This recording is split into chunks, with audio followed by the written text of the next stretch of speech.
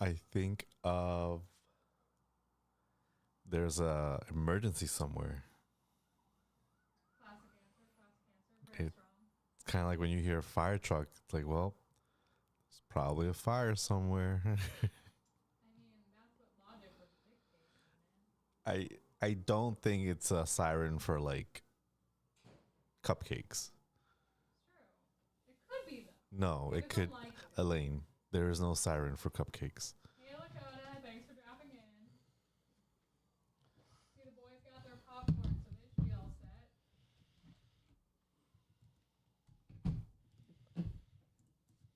Oh, Hello, I am back. the wife has appeared. Hi, Morgan, who also has their wonderful popcorn. Everybody here, the whole party's here. Really. Pretty much. We're missing one human, and then the whole party would be present. Well, hopefully we'll have some people who are not part of our party join, and we can see them in the chat too. Yes. Oh, there we are. Yes, you should be able to see yourself now. Hello. But When- I have to look that way. I'm like over there. So, gotta break myself to the habit. I gotta look forward at the people. But Shout out to your fans and all the people. shout out to all the lovely kings, queens, and in between. Boom. Those who are coming for the first time, and those of you who are back for adventure number 2 of our I don't play, but I'm gonna DM anyway. Which is probably the best way to do it, because you don't have some of the preconceived notions that might make things a little too difficult. So you're just gonna free ball it, go for it. I mean, I've Starting from overheard scratch. enough D&D where I totally know what I'm doing now.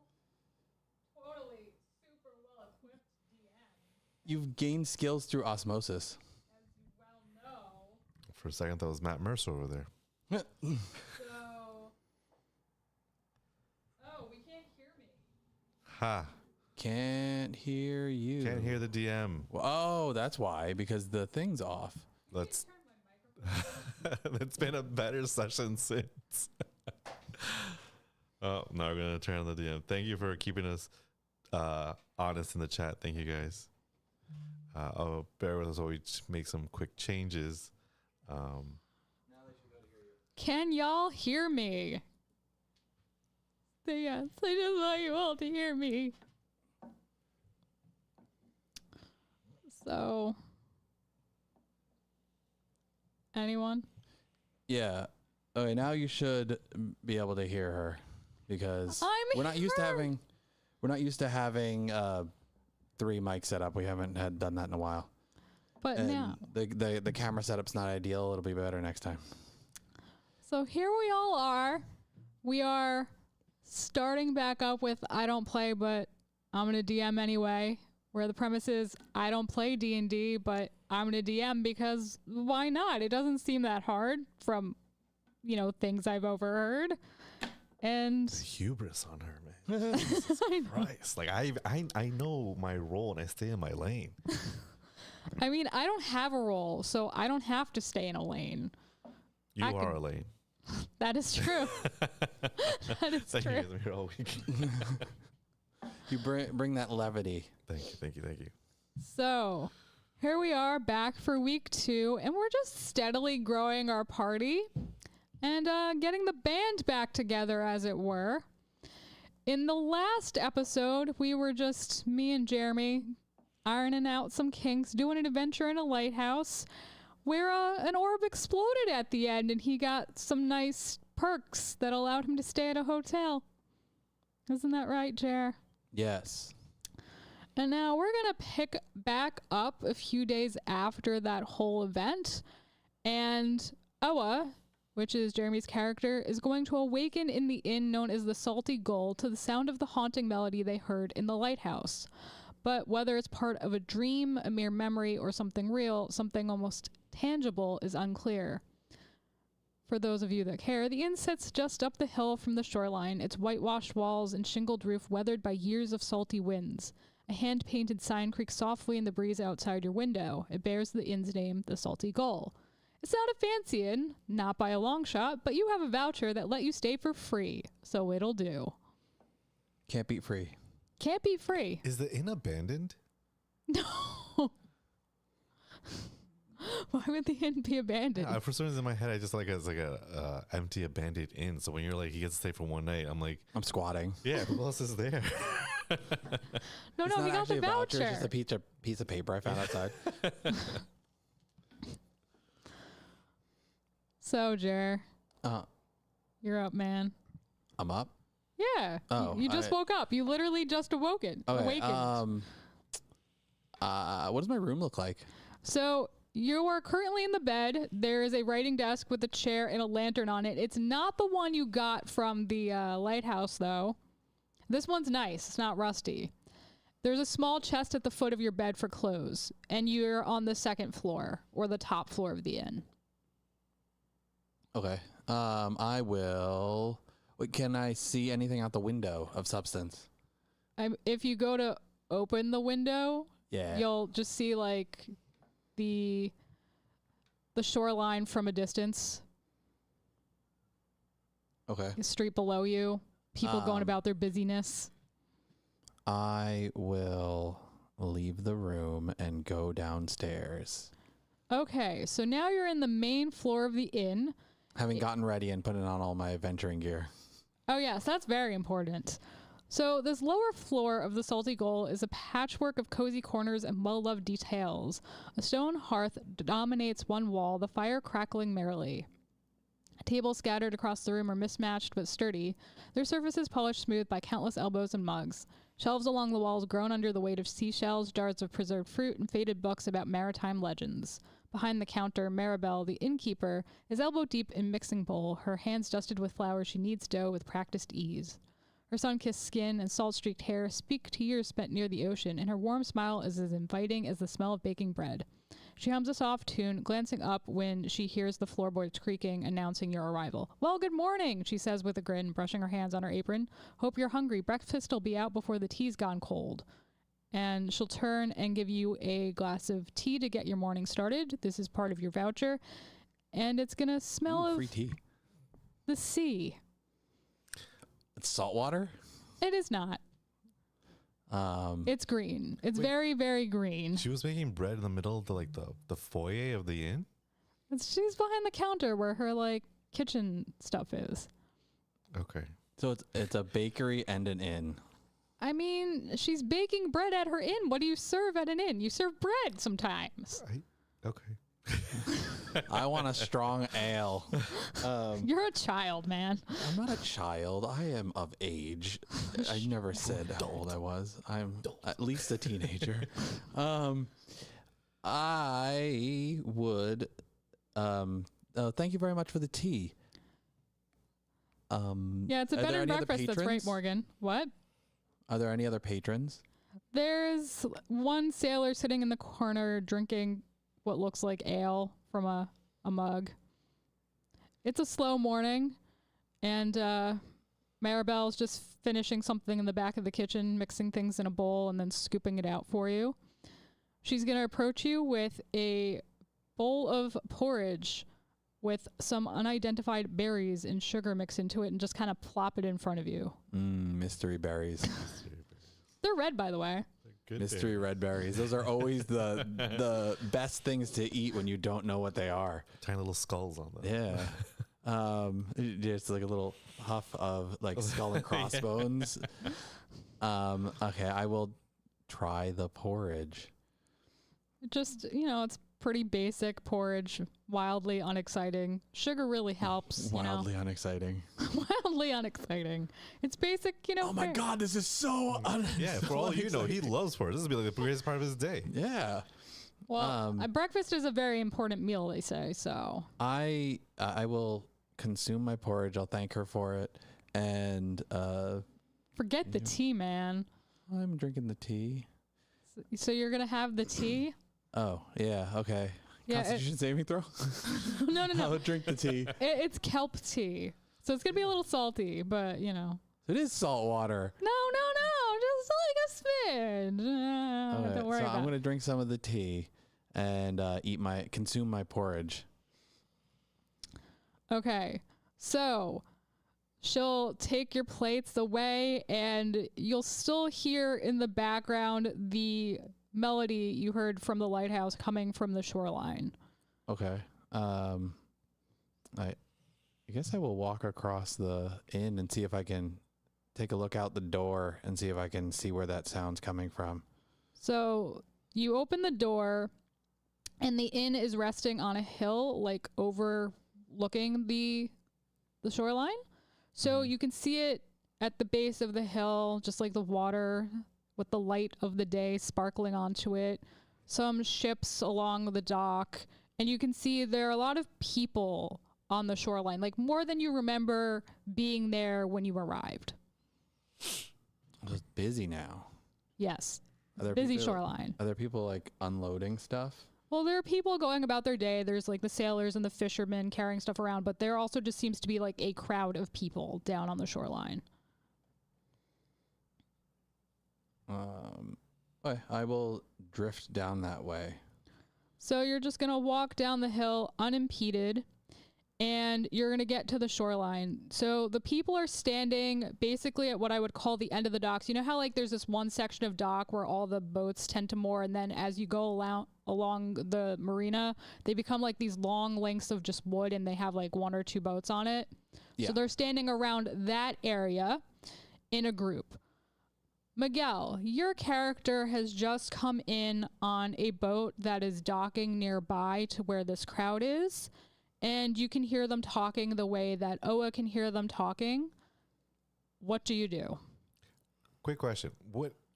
Because I came in a bit late on all this, what is like the time period of this? You mean like when is it now? Yes. Is this like cyberpunk? Yeah. Is it like the D&D like kind of like fantasy stuff? Is this different? Yeah, D&D fantasy stuff. Okay, good. Just want to make sure. All right. Okay. So I picture this like salt marsh, like this place. Okay. Because you know what it is? I unfortunately put the idea of BioShock in my head. So I keep thinking it's like the 1940s, 1930s. I'm like, I don't think this is correct. No, we're good then. Okay. So ship arrives, I'm on the ship.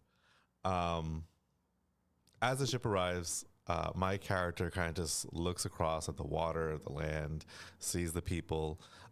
With him, he only has like one kind of like knapsack, and on his hip he has a sword and a few scars on his chest, on his face, but nothing too like, oh, he was definitely horribly hurt at some point. It's just regular scars. He's definitely seen a few battles.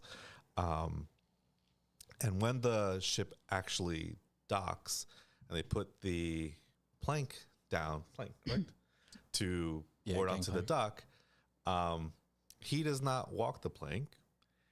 He very delicately floats with his giant freaking wings down onto the dock. Oh, he touches down on the dock, does he? Yes. So no one's going to comment about you basically floating down to the dock, and people are just going to go about their business. But as you get onto the dock, you two really start hearing this strange melody, and you can hear the people on the shoreline below you speaking amongst themselves, like just whispering, talking, like, and it seems like they might be a little nervous and uncomfortable.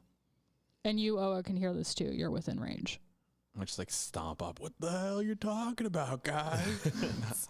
So the music is making them uncomfortable, or the talk is making them uncomfortable? The music gives you this sense that you want to like be near the ocean. It draws you toward the ocean, but the people, the villagers, are uneasy. They're like talking in like worried tones. Is it like siren song kind of thing? Yeah, you can think of it like that. It's going to be very similar to like how you experienced the music in the lighthouse, where it was drawing you closer to this specific point. But now there's like a seaport full of people who are heard this before, for all intents and purposes, are used to it and seem still uneased by it. Yep. Okay. Yep. I like to approach one of the merchants or people going by. I obviously notice his uneasiness, and I ask them, "Excuse me, are you okay? He's going to say, I don't know if anyone's okay right now. Is there a horrible curse or perhaps demons or some kind of hexing upon this town which makes you all uneasy? He's going to say that he doesn't know what it is, but the melody is back. And this melody, it's an evil melody. It's coming from the water. Okay. And I'll put my head down and I will bless the person walking by. And I tell him, I'm going to look into this because all creatures need to be at peace wherever they are. Peace be with you. And I walk away from now making my way to, I guess, to the inn to find lodgings before investigating this weird sound that comes from the sea. What do your wings look like? They are white with little tinges of gold at the ends. So you're very like angelic looking? You might say that. They're a little biblique. Like biblically accurate. So you got eyes all over. I was thinking about going for that, but I decided to stay away because that may be a bit too much. It's not like a Call of Cthulhu thing. I was like, let's tone it down. So I presume I hear this little exchange, and as the angel-looking individual starts to walk away from that person after blessing them, I just like pop up next to them, not pop up, but like sidle up next to them and ask without greeting them or anything, just like come up next to them and like, so this sound has been here before. You're saying that it's back. Oh, you mean you're talking to The person that he was talking to. Yes. Okay. Yes, the answer would be yes. When was the last time it was present? A few days ago. Okay. I fell out of my voice. So does it always come from the sea? Yes.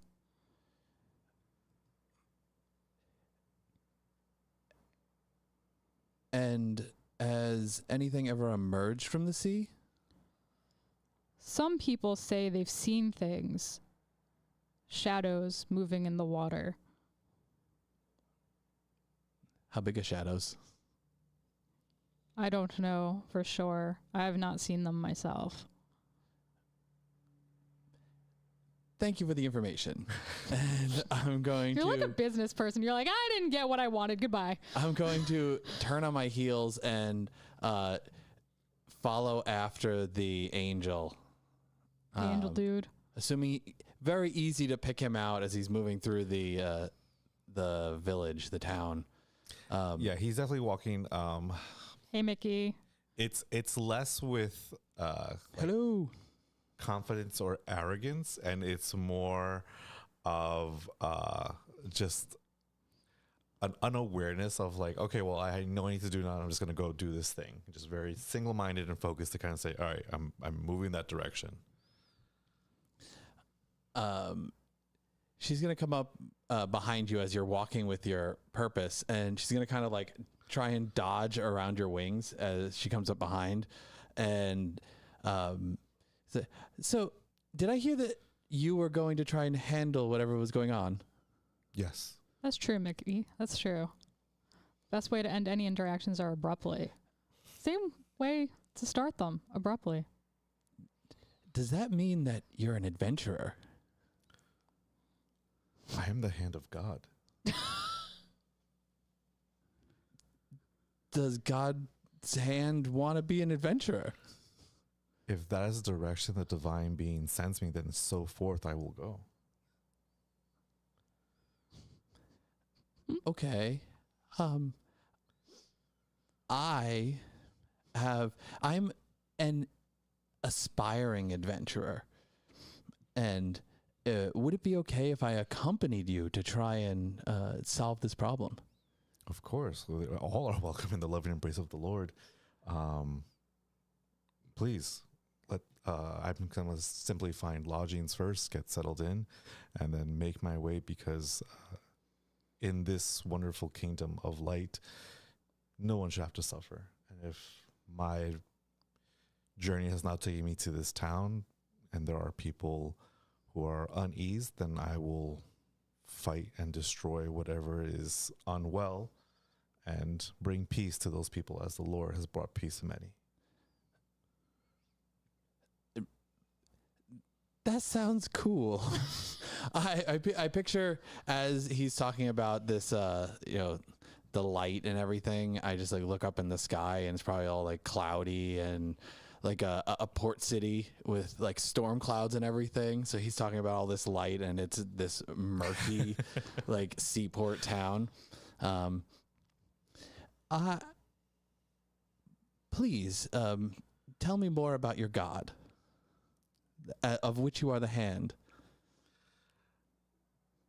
There are the celestial beings, there are the primordial creatures, but above all, there is our God of good and our God of loving embrace towards all. It is this God that gives onto the followers gifts. Some have wisdom and knowledge, some are swift and fast as the lightning. And again, not as cocky as you would think, but definitely comes off as cocky, but that's not his intent. He just starts to flex at you. He goes, I was given the strength of the Lord. Because, so now kind of take the sheet off completely, I am an Aasimar barbarian. Okay. So the only thing more concrete than his faith are his pecs. And angelic pecs. Exactly. And this is the power at which he will bring good to all those by the power of God. So Jeff Orange asks you, has the hand of God taken an arrow to the knee? No, because he would fly above the arrows. So you're definitely an adventurer, according to them. Well, apparently if I haven't, I'm not an adventurer. Yeah. The arrows have been shot. Dodging all them strays. But I dodged them strays, as he said, yeah. The wife says, wow. In terms of stature, I am the exact opposite of a burly, not burly, but like a muscular barbarian, because I am a small, shrimpy individual. Small, shrimpy child. So I would imagine, how tall are you? I'm going to say probably like 6.5 feet. Okay. So not like giant height, but could definitely be a starting line in some NBA stuff. So I'm not quite half your height, but a little bit more than half your height. So I imagine like wings, you're like, I'm like part way up on your wings, like the bottoms of your wings are probably like at my head level. So you're just kind of like, when you're walking around me, just kind of dodging the tips of the wings. Yeah. And it's like, all right, kind of like one of those old curtains that are just beads, just kind of like just go through them. So do we make it back to the inn? So you're back at the inn. Maribel is cleaning the counter with a rag. She done with her bread?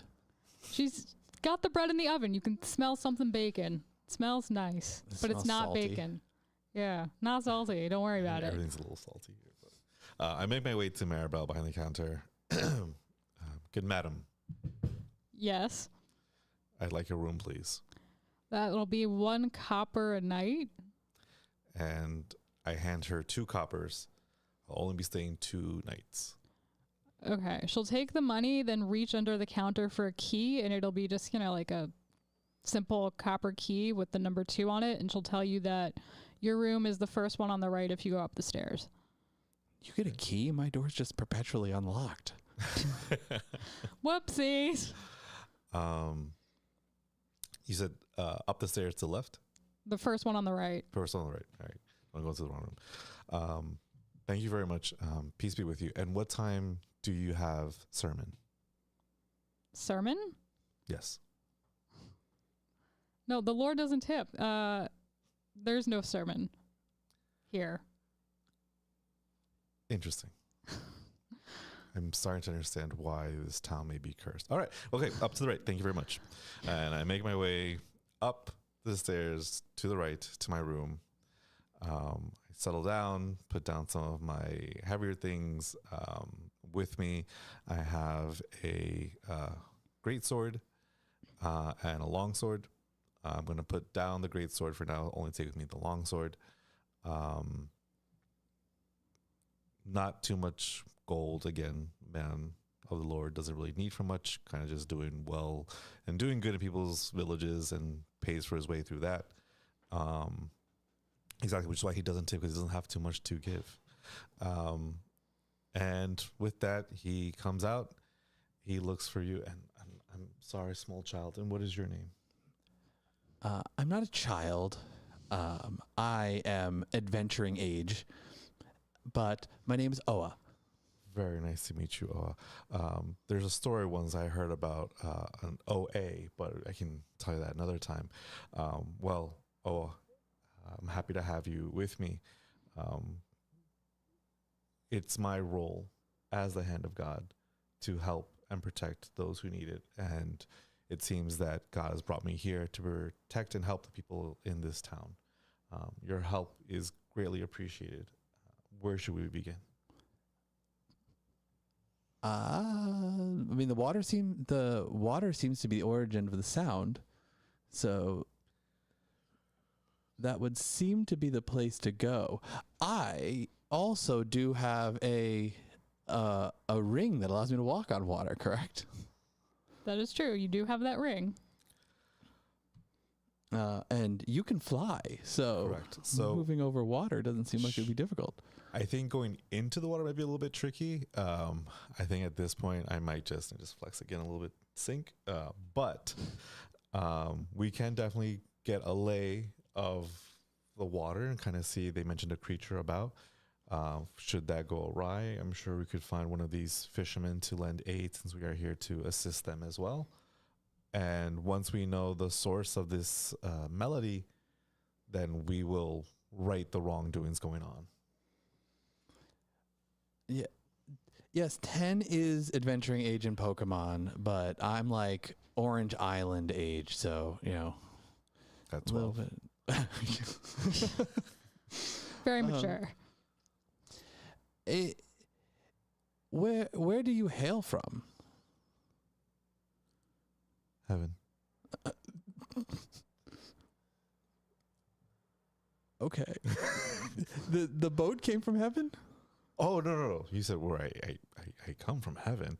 I was in Waterdeep. Oh. What were you doing there? Were you doing sermons? On Sundays. I'm sorry, not Sundays, on D&D Sundays. But prior to that, there was a mage who had gone mad. I was helping out with that. There was a heist of dragons. We did that. There was all these things going on that I was able to jump in, help, and, where possible, pray for their souls, and where not possible, broke backs, all in the name of the Lord. So it's allowed. But yes. It's allowed. Okay, so it seems like you're very seasoned in this. I am not a seasoned adventurer, but I am decent at talking to people. So maybe we can try and gather some information from the locals.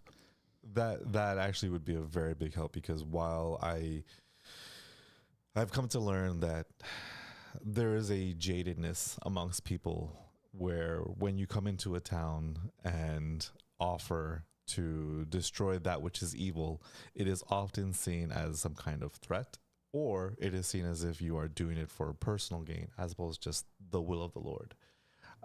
My own personal social skills have never been that adept, as you don't really need social skills to rip monsters in half.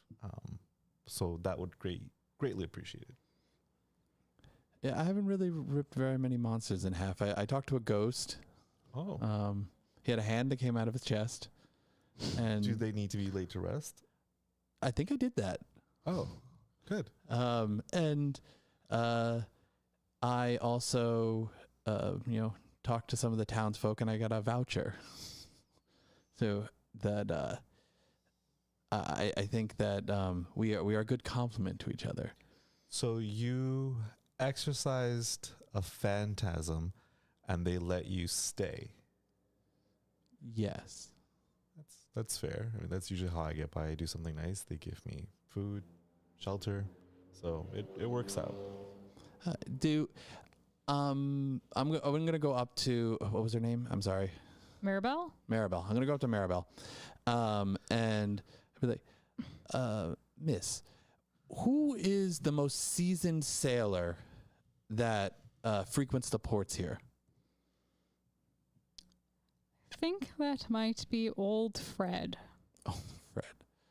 Where would I be able to find old Fred? I imagine he'd be down at the docks by this hour. Okay. So, I didn't get your name. My name is Lumos. Lumos.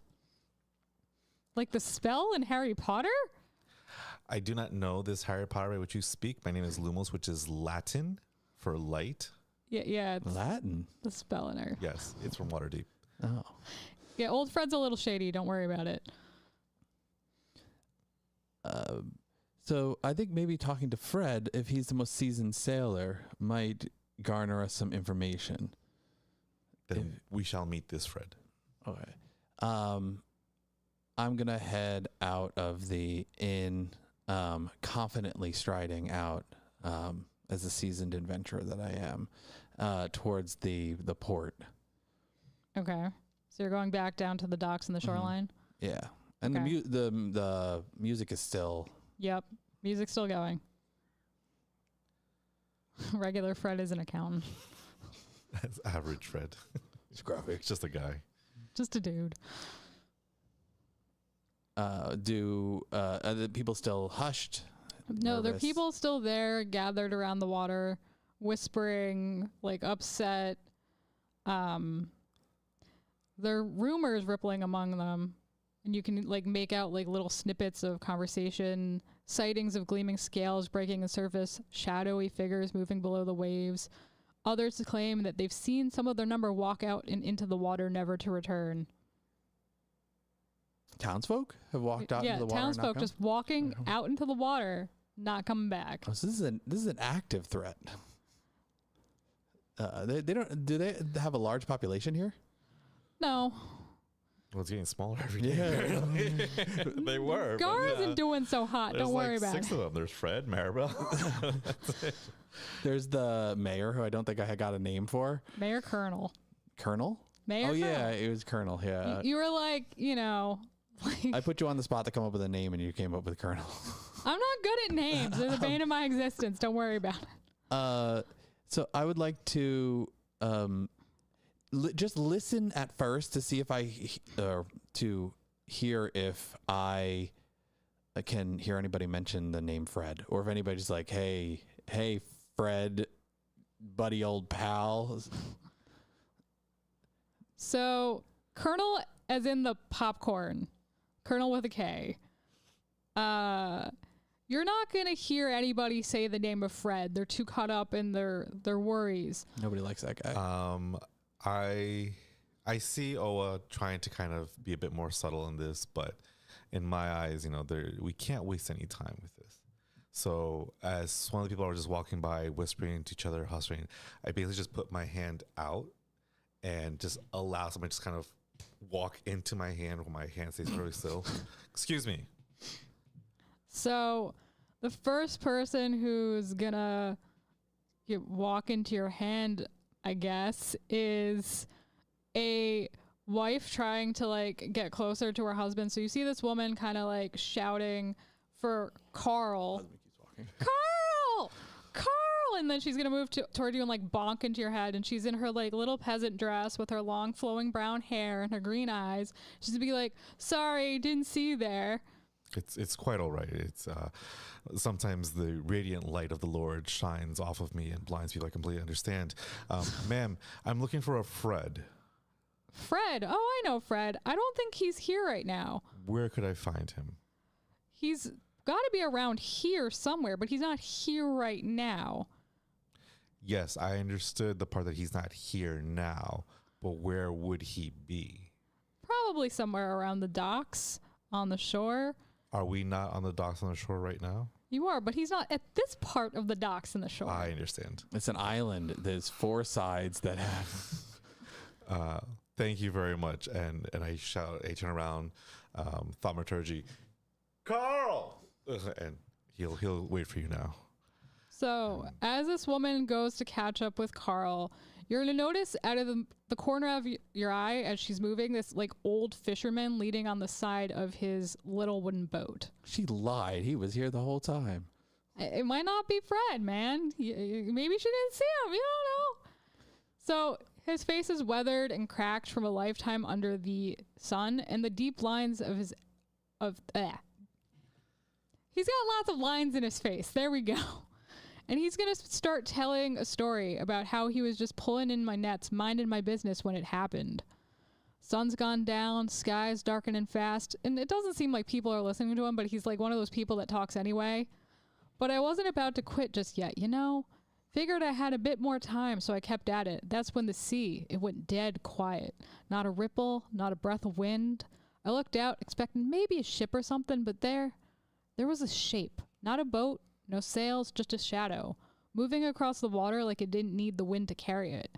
I should have known right then to turn around, but I thought, it's just the old eyes fooling me. I kept at it, but when I tried to row back the sea, it wouldn't let me go. The current, it grabbed hold like it had hands of its own, pulling me back to that thing out there. When I finally made it to shore, I heard it, soft like a song but colder, calling from the deep. Ain't been right since, can't shake it. They do yell at clouds in all universes, that's true. Is he talking to anybody in particular? Or no, he's just like talking. He's one of those people that feels the need to talk even if no one's listening. I know kind of people.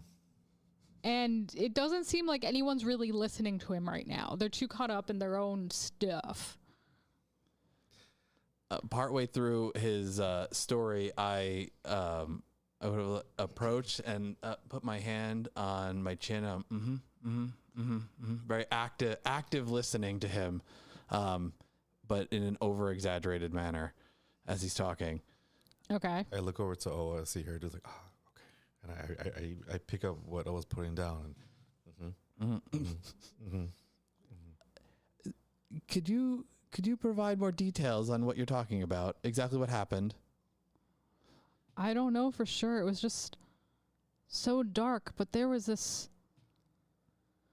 stillness, and then a shadow, maybe a glow. I don't know. I don't trust my eyes anymore, but it was so hard to get back, and there didn't seem to be something that should have been drawing me back, but the current was there. do you not trust your eyes because they're old? That's not a nice way to put it, son, but I ain't as young as I used to be. That's true. Is your name Fred? It is not. Where can I find old Fred? The man's gonna gesture, just like a little gesture that way, and say, I think he just pulled in on that boat over there, and you'll see like this little dinghy, whoopsies, pulling into the dock and getting like tied up by this man that just looks too old and decrepit for words. Okay, older. Jesus Christ. All the young people are the ones that are going out into the ocean. Where did you see this creature? Do you recall, like, in what vicinity of the sea? Just out over yonder, maybe 200 feet out. Couldn't be more than that. That's not very far. I bet you could just throw something out that far. I could punch the water, just open up at this point. Okay, well, now we know where the creature might be, and potentially old Fred. Oh. All right, thank you, not old Fred. Peace be with you. Okay. He's just gonna like grunt at you as you go about your business. That's fine. He's talking to nobody. I would like to go over to the edge of the dock, close to the water, and I would like to spend 10 minutes to cast Find Familiar and make a make a fish, right? Make it a fish. You're gonna make a little An fish? octopus. I think it can be an octopus. Okay. Yeah, I think it's one of the forms I can take. Hey, would you let me scroll through my spells, please? Yeah, I'm going to make it in the form of an octopus. And I would like to drop it down or have it form down in the water and just kind of go out to my maximum distance because I can communicate with it within 100 feet. So I'd like it to go out to 100 feet, so half the distance to whatever the thing is. How big is your octopus? Tiny, I would imagine. Tiny creature. Before you send it out completely, I put my hands on it and I say, please, O righteous octopus, help us see the light in the dark vastness of the sea. And I will cast light on your octopus. The octopus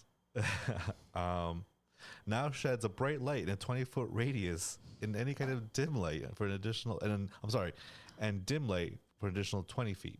The light can be colored as I like, completely covering the object with something opaque blocks the light. Fine. So now he's on light. So I have a little light bobbing out into the water. I would like it to alert me if I see anything. What color light?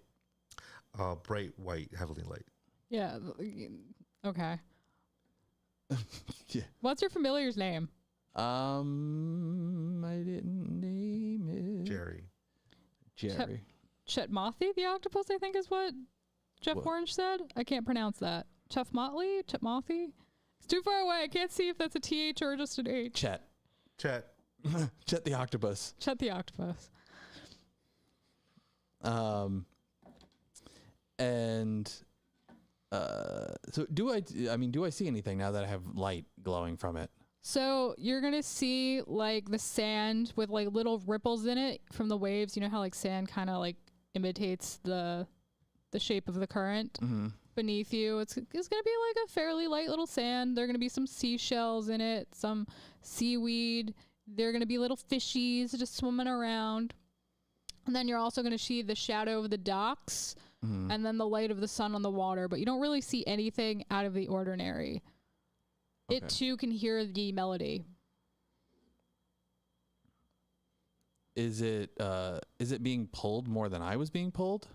No, same amount. Okay.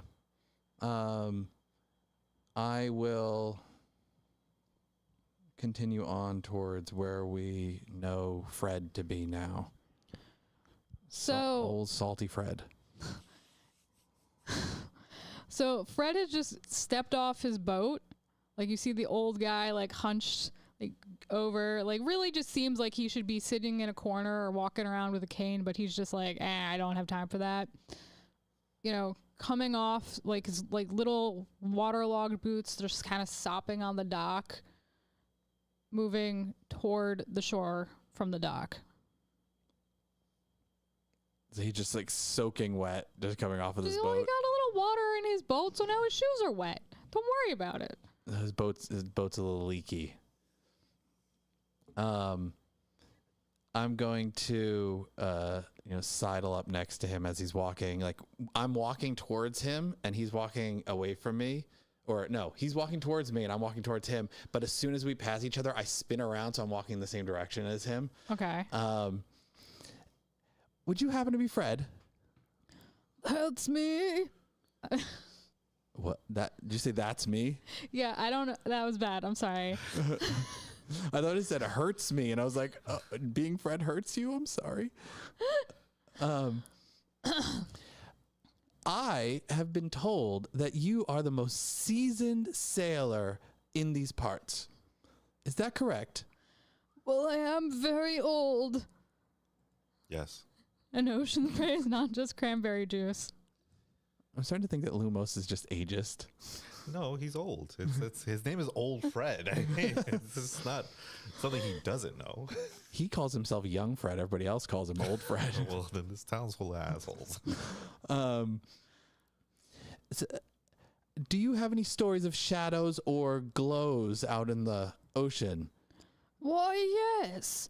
I was out just before dawn when I saw it. Today? Yes, today. Okay. When else would it be? No, one of the eons of existence that you've experienced. Excuse me, young missy. I'm not that old. Your name is literally Old Fred. And he's going to just like dart his eyes toward you, because I'm assuming you're there too. Yes. And just kind of like glare at you and just kind of like shake his boots out a little so some like salty water splashes in your general direction. One does not glare at the hand of the Lord. Well, he glaring at the hand of the Lord. I'm just saying. I'm used to it. I'm sorry. You can continue your story. At first, I thought it was just the light playing tricks on me, but then I saw it again. A faint, greenish glow moving like it had a mind of its own just below the surface. It drifted through the water, twisting and turning like a will-o'-the-wisp, but it was no lantern light. I tried to follow it, but the closer I got, the farther it seemed to pull away. And then, just like that, it vanished. Never saw it again, but I can't shake the feeling it was watching me. And then from the, like the group of humans still gathered down below, you could hear people shouting that someone has to go look into it. Well, no specification, just like they have to go look into it. Listen, we're trying. You guys got to give us some more information if you want us to solve this issue. So how many eyes did it feel like it was watching you with? Just 2. I can't do voices, guys. This is all you get. I'm sorry. Where did you see this creature? The old Fred is going to point out at the water and say, I rode out pretty far this morning. Maybe 200 feet. Nope, maybe 300, 312 per se, per chance.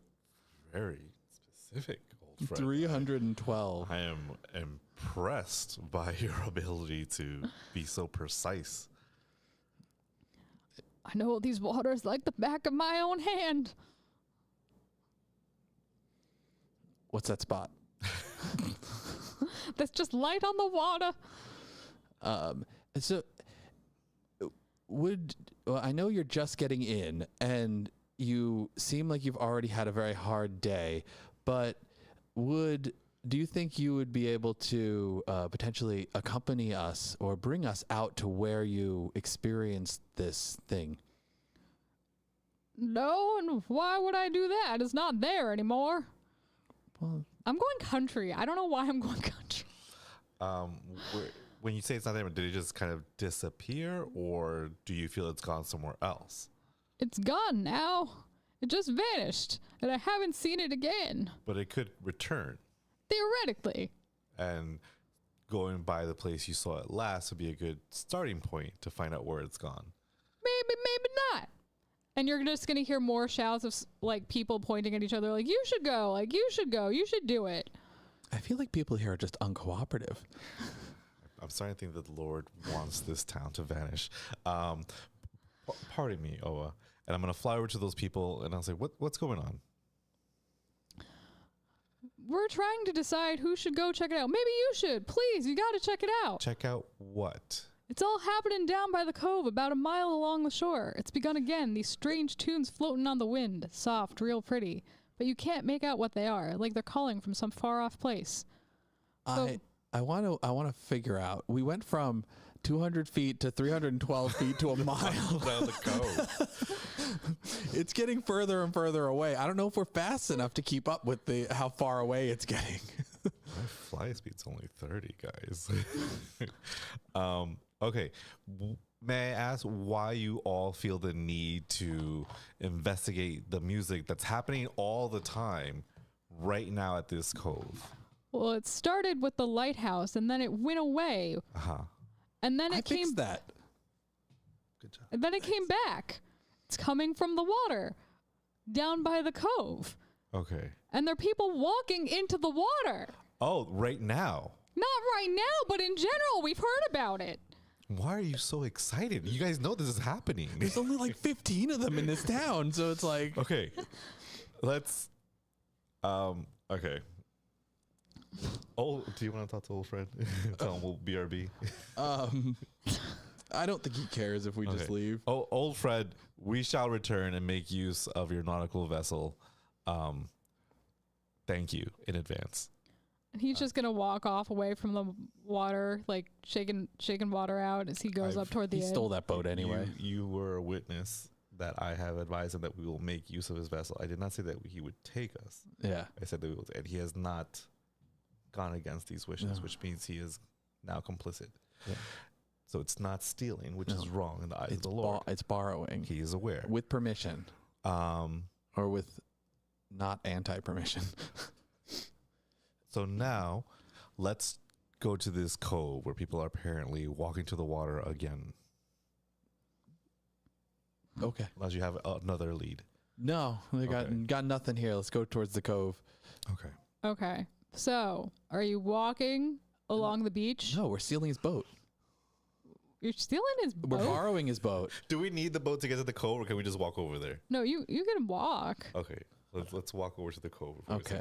So the people will gesture in the direction that you're supposed to go, like down the beach away from the docks, and you could just start walking. Whatever you want.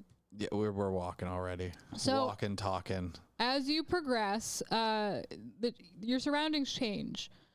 It's a slow and eerie shift that crawls over the landscape. The familiar cry of seagulls, which usually fills the air, begins to fade, swallowed by an unsettling quiet that seems to press in from all sides. The stillness is almost suffocating, like the very air is holding its breath. The sand beneath your feet is going to grow darker, turning a deep ashen black, as though the beach itself has been stained by something unnatural. The ground's going to feel unnervingly cold, and you're going to feel it slipping up through your shoes if you're walking and not flying or hovering or whatever you do.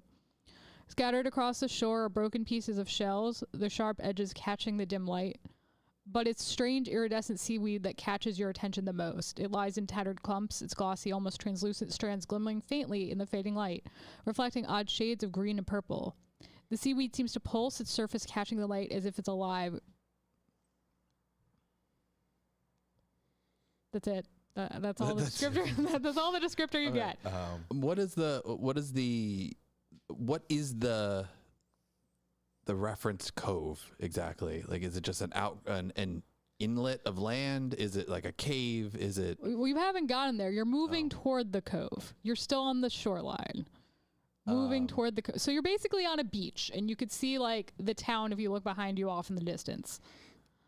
As we're walking, I would like to. So I'm assuming it's not dock anymore, right? No, you left the dock behind, man. I would like to periodically, as we're walking, walk out onto the water. Okay. And just like continue kind of strolling along, and like a child kicking up water kind of thing. Yeah. Okay, that checks out. How long do we walk before the silence like kicks in, like time wise? Oh, you mean like from the gulls just no longer being heard? 5 minutes. Oh.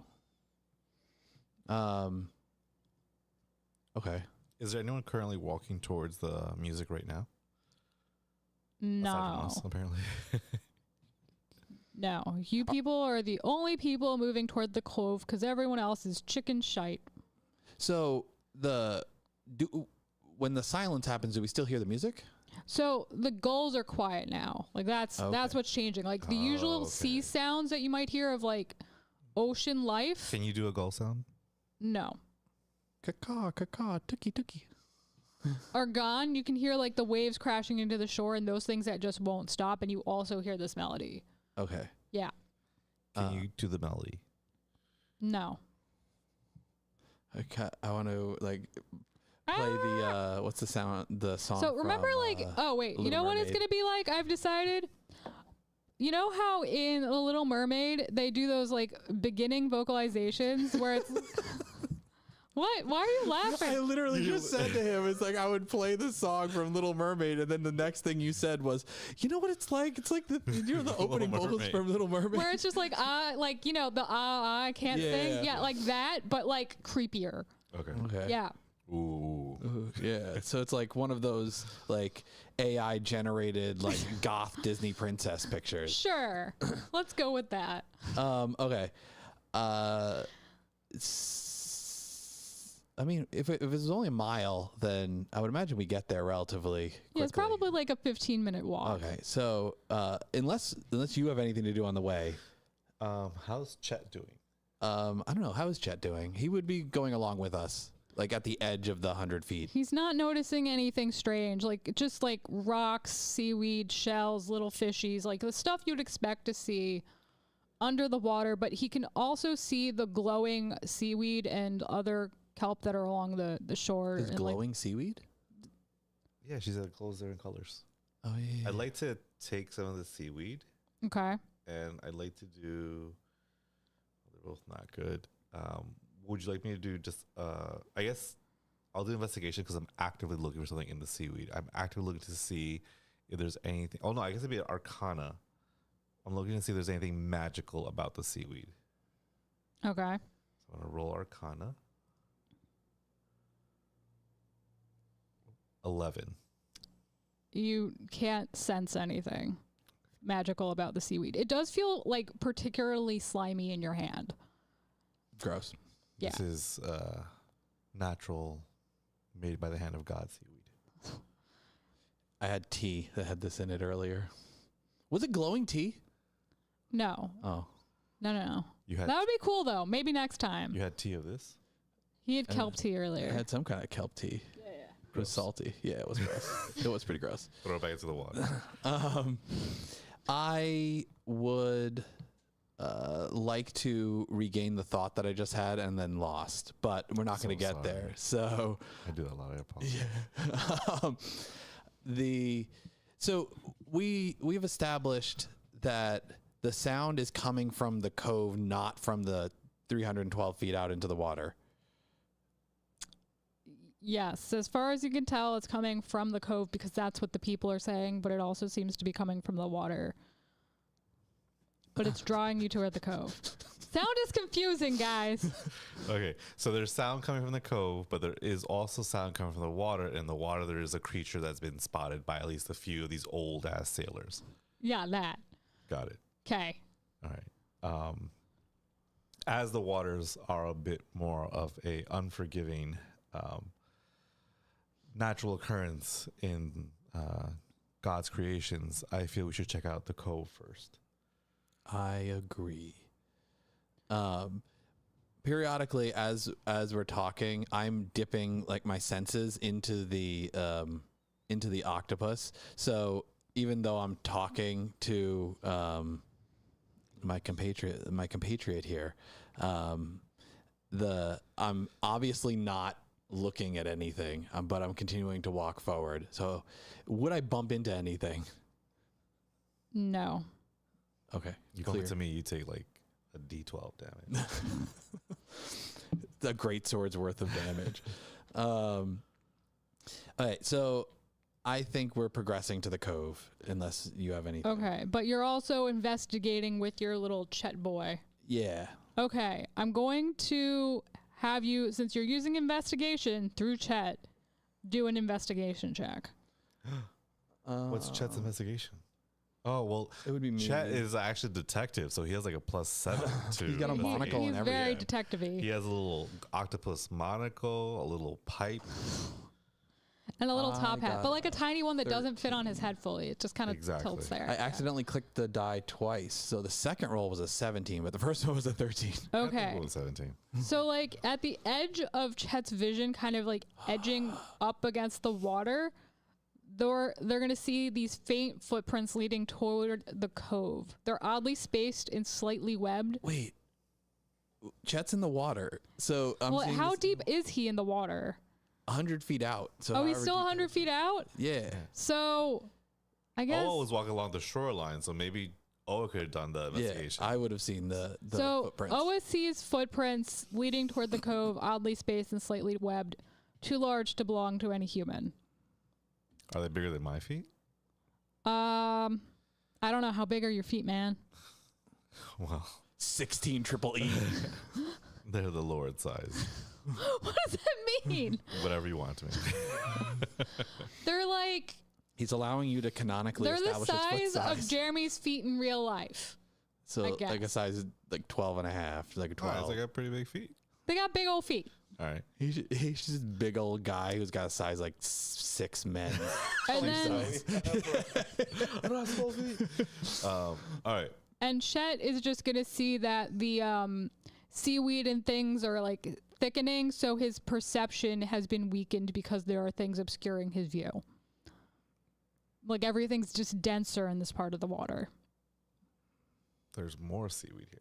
There's more stuff. Chet, return.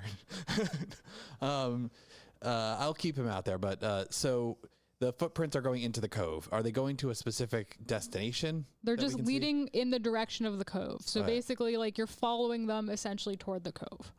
I would like to crouch down, like I'm sneaking, and look at Lumos, and I was like, in an over-exaggerated manner, like, Yes, I see the footprints too. Continue walking right. how long before we, I don't know, before they reach something that's not just open ground? The cove? No, the footprints. The footprints. So they're going to stop like roughly 150 feet before the cove itself. So you're basically almost at the cove. You can see it just over there, and it opens up like a natural amphitheater, towering cliffs rising steeply on all sides, jagged and craggy as though they've been shaped by centuries of wind and water. The air is thick here with the briny tang of salt, and beneath it there's this acrid undertone of rotting seaweed clinging to the rocks and faintly souring the air. The usual scent of the sea is twisted here, as if the very land has been soaked in something darker. There are a bunch of tide pools all around you stretching wide. Their surfaces are very still. The water is far deeper than it should be, and it glimmers with an eerie green luminescence that pulses slowly, as if alive, in tune with the rhythm of the water beating against the shore. The light reflects twisted shapes beneath the surface, almost like ghostly figures flickering in and out of sight, their forms shifting in unnatural patterns. They dance and flicker. I don't know why I used flicker twice, but they dance and flicker beneath the water, a strange and haunting sight. They're fluid and distorted, so you can't really make sense of what they are. Everything's salty here. I just want like some cotton candy or something. You're being Like a pixie stick. I need something sweet. Something sweet. My ride's here. Where did the footprints go once they reached their end? Does it look like they It looks like they went into one of the tide pools and then just kind of poofed. Okay. A creature was definitely here, and it's by judging by the footprints, I would assume a safe bet of an aquatic creature of some sort as it returned to the water post haste. Does Chet see anything? I'm gonna reach down to wherever Chet is, and I'm gonna have him. But he's 100 feet out. I'm confused. He's gonna come back. Oh, he's coming back. So Chet's back. I'm gonna have him like crawl up onto my hand, and I'm gonna bring him over to the tide pool that the footprints went into. Be like, go with God, Chet. So he's going to glow in the water along with its green luminescence. Yeah, I'm gonna lower Chet down, and I'm gonna look through Chet's eyes as he tries to progress down and find what might have caused the footprints. So darkness with a little bit of No, he's got light on. He has him. light on a him. little bit of darkness with light around it, like in a halo. Light in the darkness, and it's just like sands, like walls of sand, and like the glowing It's like seaweed. a tunnel going Yeah. down. It looks kind of like that, but circular, and it's kind of something about the sand makes it hard for you to tell like how deep it is. Just keep going, Chet. Keep going until you see something, and like once we get to the 100, I want to go 100 feet down so I can still see through it. So Chet's gonna go lower and lower, and then the sand is going to shake and shift, and it's gonna start like pooling down on top of him like a waterfall of sand. Oh no, Chet. So Chet is being Covered in sand. covered in sand. Underwater sand. Underwater sand. Cold, dark, wet sand. I feel like as an octopus, he can get through that though. I'm trying like drill through it like a cartoon octopus. Or just like helicopters way up. Like, no, this is bullshit. They gotta come out. So it's like actively trying to stop me from progressing with Chet. That's what it seems like. I mean, you're interpreting, man. I'm just here telling the story. Well, to me, does it seem like it's actively trying to stop me from progressing? Well, you're you. I can't determine how you feel. As a Shall I retrieve Chet? Yeah, I guess so. I take a deep breath, and I fly up 30 feet high. Okay. And then I turn towards the whirlpool. I fold in my wings, and I basically become a missile going down into the whirlpool. Chet, you mean tide pool? tide pool. Yeah. Chet, you're an instrument of the Lord. I'll save you. And I go straight through into the tide pool. So you're going to just dive down, and you're going to feel some of the sand piling on you too, but you're going to reach Chet and scoop him up in your arms within a couple of seconds. Okay. While I'm down there using Chet as a flashlight, what do I see? Sand. Just sand. Lots of sand and shiny kelp. And shiny kelp. Well, Is the music playing underwater? yeah, you can hear the music Is still. it louder? Not really. It's about the same. Okay. One huge giant flap of my wings underwater, not for flight, but for propulsion. And I shoot back up, Chet in my arms. We never leave a Lord soldier behind. And I present you, Chet. He's a water creature, but up on the shoulder. Is there anywhere else to go currently that we can see in the cove? Is there a cave? Is there a crack in the rocks? I'll do like a perception check or something. Okay, you're doing perception check? Yeah, I'm not very. I'm perceptive enough, I guess. I'm gonna roll physical dice. But should Can not. I do a help action? I rolled a 6. Yeah, you're not perceiving anything ordinary. I want to do perception. Okay, go on. Wait a second. Okay. What kind of die is that? That's a Lego die. Skull. The skull means it's a 1. With my -1, that's a 0. We are a very perceptive party. Yeah, you're doing great. Great job. So we know that I'm going to sit down on the ground, Okay. cross-legged, Okay. and I'm going to look like I'm thinking real hard. Let's gather the information that we currently have. While you sit down cross-legged, I sit down, I kneel. Yes, prayer time. I just have to pray. Oh, he's praying to the Lord, guys. This is bad. Pray for guidance. Let's gather the information that we have. We know that there are people that are walking out into the water.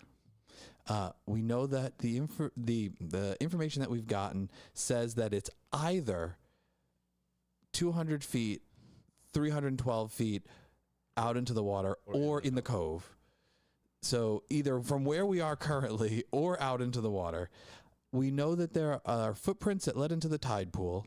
We know that we cannot progress down the tide pool. As we get covered in sand. Yes.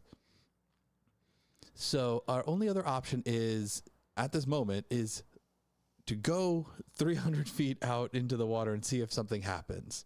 Or go into the cove. So we're not in the cove yet?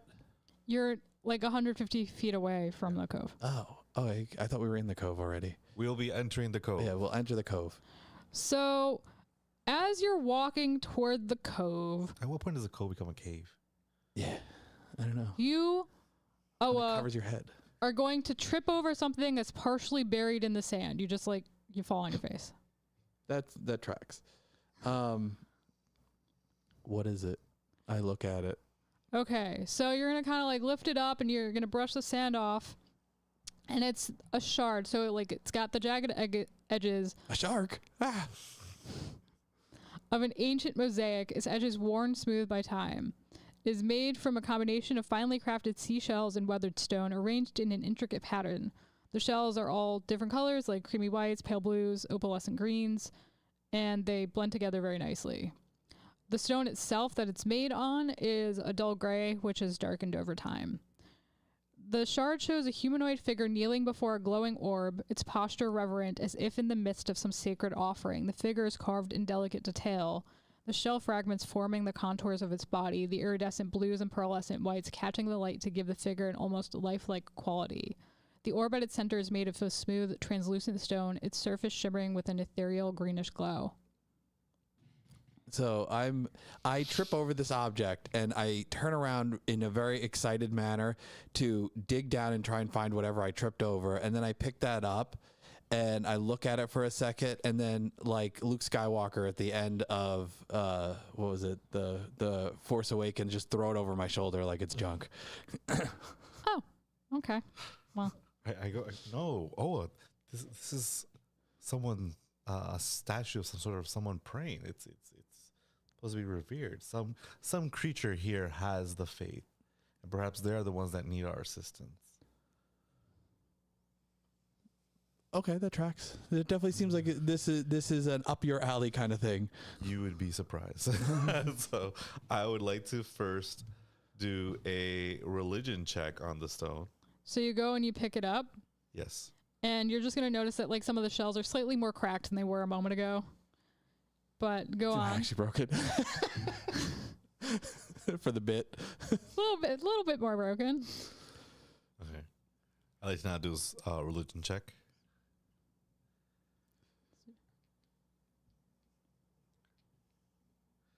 Uh, 15.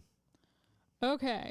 So you're going to know now that this scene is tied to an ancient sea god, a deity lost to time, whose worship was believed to involve rituals of offering and communion with the sea. I'm going to take the thing. Okay. And I'm going to use my entire strength to smash it into the stone wall of the cove. False idolaters. False idols. Okay, so no it's other god but our God. gonna shatter into like a bajillion little pieces. Thou shalt have no gods before. And while this is happening, they're gonna be like buried at the edge. You might catch the edge of them as the thing is shattering in front of you. Plops coming from the water, like there's more water dripping into it or something rising above the surface before falling back onto it after that happens. You will think you see something emerging out of the corner of your eyes, yellow eyes blinking and watching. And as this happens, there's going to be like a unearthly shriek, and you're going to see these things emerge out of the water. There's going to be 6 of them in all, just running towards you in this like rage. And they're going to, as they near you, kind of like swoop their arms up and just kind of try to slash at you. And these things are wiry and swift. They have pale green skin slick with slime, which stretches tightly over lean muscle. Small, sharp fins protruding from their arms and legs, while their webbed hands end in razor or sharp claws.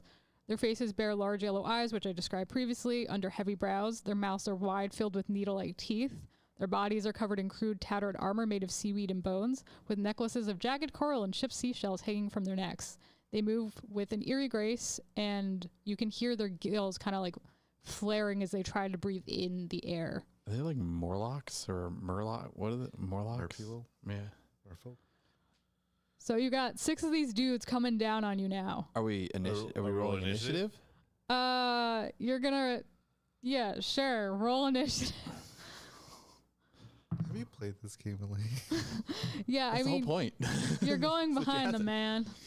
They got the ambush off. Oh no. I got Surprise round. 17. Okay. What is my initiative bonus? I'm using the Lord's die. I got 10. Okay, so we're gonna have dude 1 is gonna lead. Dude 2 is gonna follow.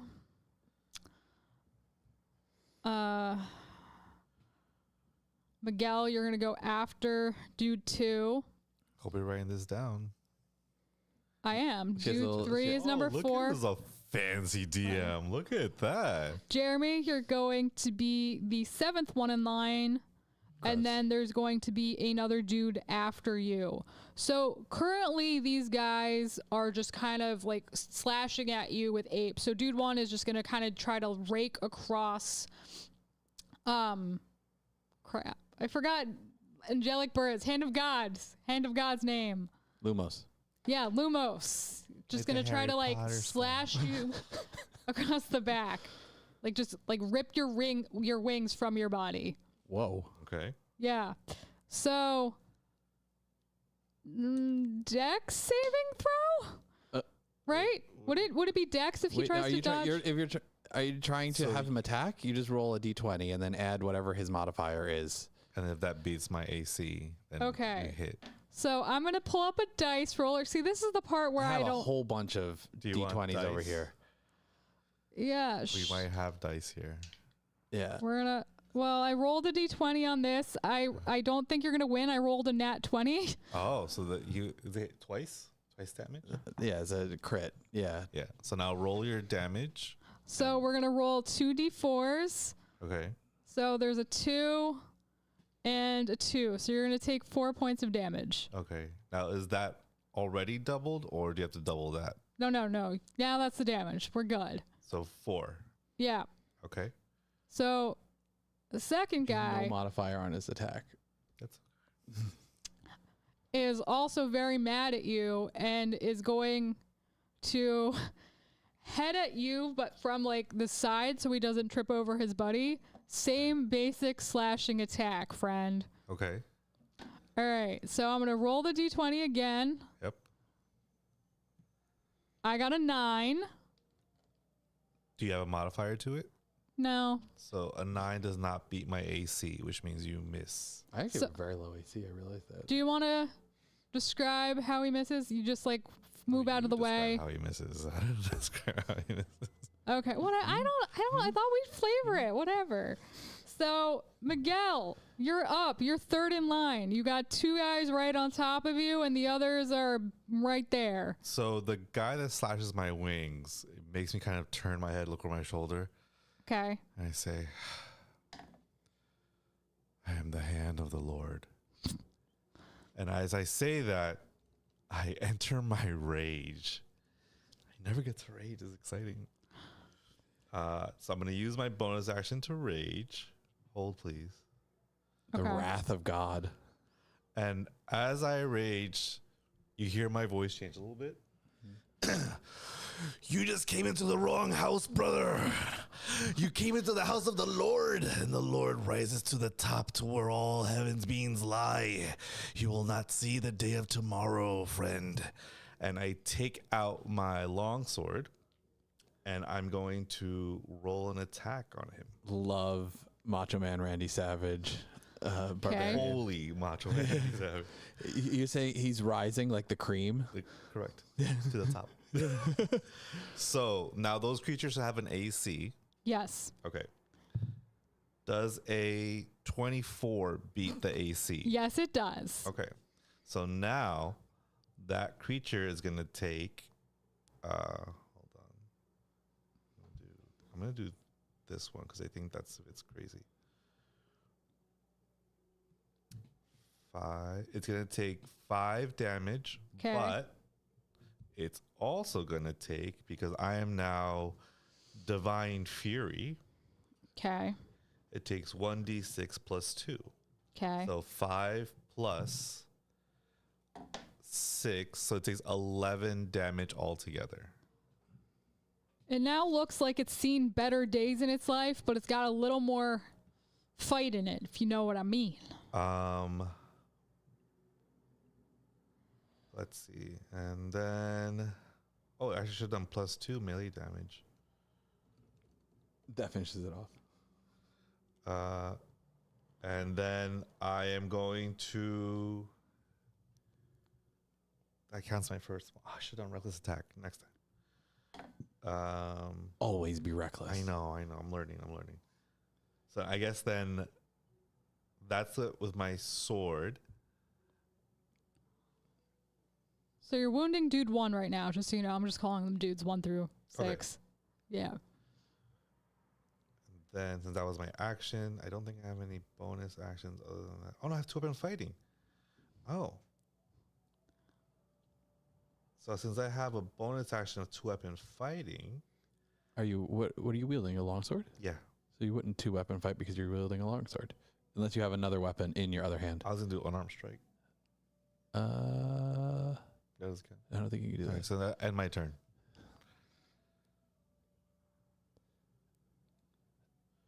I think you have to be wielding a weapon, which allows you to do the... All right, so I have 3 guys who have to go before me, right? 2? So I'm 7th? you are 7th in line. Yeah. So the other guys, they all just attacking the angel, or any of them trying to go through?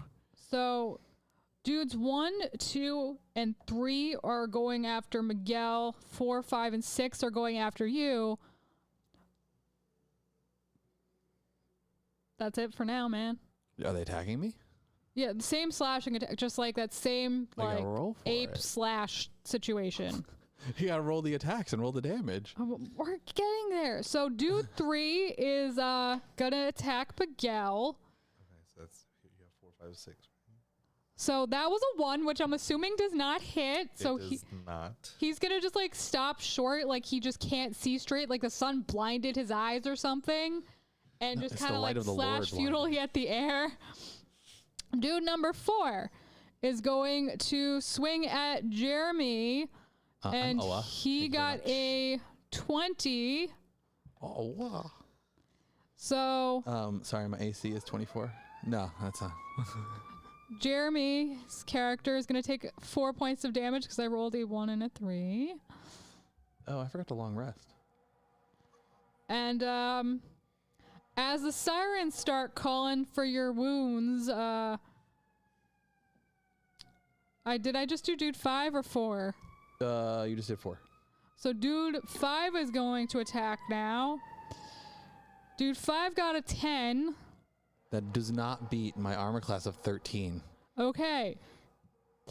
Dude Jeremy, you are up now. I am going to...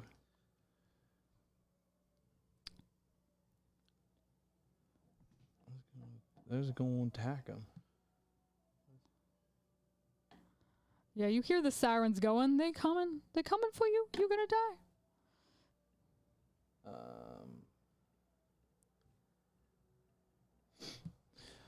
I am going to use a bonus action Okay, fun. to use Seth's Wrath.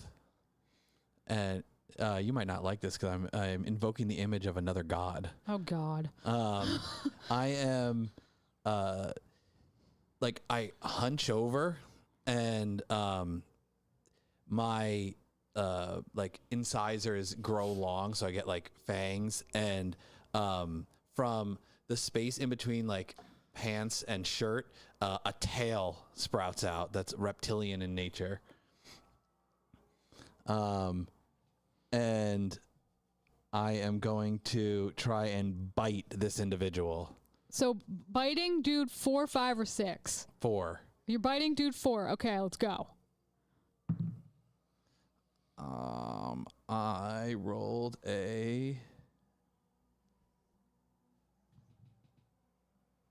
What does this use?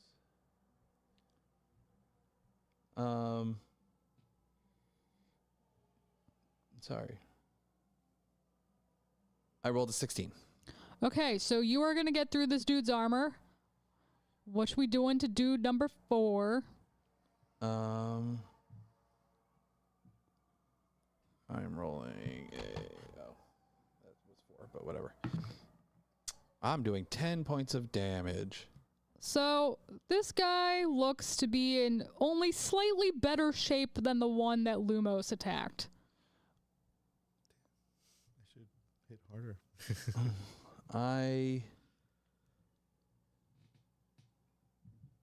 I need him to make a Constitution saving throw. Okay, so let's roll a die. This dude rolled an 18. Oh, that beats me. Okay, nothing happens. So nothing happens. As you guys are fighting, you hear a like guttural cry coming from the direction of the water.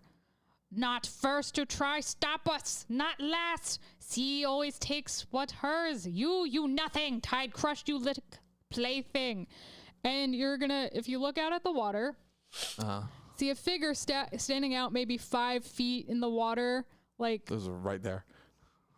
5 feet out on the water, maybe like 20-ish feet from where you are right now. And why are y'all laughing? Because you go 5 feet in the water, 20 feet from where we are. But you're not. Oh, no, yeah, because we did go into the cave. That's what it was. Okay, I was like, wait, how is it 5 and 20 feet? Its skin is slick and dark. That's my bad. We got there. Yeah. So, skin, slick and dark, ranging in shades of deep green and mottled blue, covered in rough patches of barnacles and scaly growths that glisten in the light. Its body is bulky and heavy set, with broad shoulders and a thick, muscular build. But there is an unnatural, fluid grace to its movements, like it is both of the land and the sea. Its limbs are long, with webbed fingers and toes, the skin stretched tight over thick, clawed bones. Its head is a grotesque blend of human and aquatic features, its face elongated and narrow with high, ridged cheekbones and a prominent, slightly flattened nose. Eyes are wide, too large for human, with glowing yellow irises that burn with an unsettling intensity. Above its brow, a series of small, fin-like ridges run along the sides of its head. Its mouth is wide, lined with sharp, pointed teeth, which gleam like polished coral when it sneers or speaks. And it has gills on its neck. It's clad in tattered remnants of what might have once been ceremonial robes. The fabric now hangs in ragged strips covered in slimy algae and the faint scent of the sea. Around its neck, a necklace of broken seashells and strange unknown symbols clinks with each movement. In its right hand, it holds a large staff made of driftwood, wrapped partially in seaweed. In its left hand, clutched against its chest, is a jagged stone slab. A faint, briny odor lingers in its wake. He's holding like the tank. Smells kind of like rotting fish. So this guy is the leader of this group, and he's going to come into the fight as the last I might movement. not survive this. I don't have very much health. I got you. So, Jeremy had his move. That puts us at Dude 6. Dude 6 is going to do the same slashing move. Or did Dude 6 attack? I only got hit once. Okay, so Dude 6, if I screwed up, I'm sorry. No, it would be 6 because 5 missed me. Okay, so 17. 17 hits, yeah. So, we're going to do 1. You take 2 points of damage. 2 points. Okay. So now our boy, the priest, is going to raise its staff towards the sky, and it's going to begin chanting in this like guttural tone that you don't recognize. And as you hear this, you're going to see the waves start to get bigger and bigger, and eventually there's going to be this big wave just kind of coming toward the shore, and it's going to crash down on the ground at your feet where you're all fighting. Roll a D, like roll. Dex save? Yeah, let's go with Dex. Actually, no. Wait. Make it strength saving. Oh, gross. 8. No, 9. I get advantage on strength checks and saving throws because I'm in a rage. Okay. So 24. Okay, so Jeremy, your character has been knocked prone, and just you're getting dragged to the water, so you're now at the edge of the water, like your feet are touching the water. And Jeremy, or Miguel, you're fine. You just, a wave splashed over and you were like, hey, what's that? Whatever. It's like a bucket of water from off camera. And you are now considered to be in difficult terrain, Jeremy. Oh. Yeah. And now the cycle begins. Wait, so I'm closer to the main person, right? Yes. Okay. You are now within like 5 feet of him. That's melee Or actually, range. you would be 20 feet from him, so now you're 10 feet closer, so you're 10 feet from him. I can math. That's not melee range. Okay, so dude 1 is going to attack Miguel again. Are you ready, Miguel, to face the wrath of the people you pissed off? Yes. He's going to roll a 15. That beats my armor class. Okay. But wait a second. No, you're good.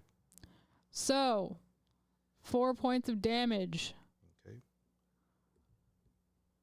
Dude 2 is going to go for the same things. All they do is like slash and try to bite you. This one's going to try to bite you because he hungry, okay? Okay. Nom, nom. He rolled a 4. I'm pretty sure that didn't work out. No. Okay, another one. 15. That does hit. Okay, so we've got 2. Okay. Now. Oh, No, what? you've been having it this whole time? Because you're raging? Oh, no. I don't think does that happen? Yeah. I accidentally skipped you, Miguel, in the Bludgeoning, order. piercing, and slashing damage. Oh. Welcome to being a barbarian. So since I took 2 attacks over 4 each, I'm just add 4 back. Okay. Okay. And I skipped you. I'm sorry. So it's your turn. Okay. So now. I thought this was going to be 1v1, but you want to do tag team. Well, I have a teammate who I won't let fall down either. And I'm going to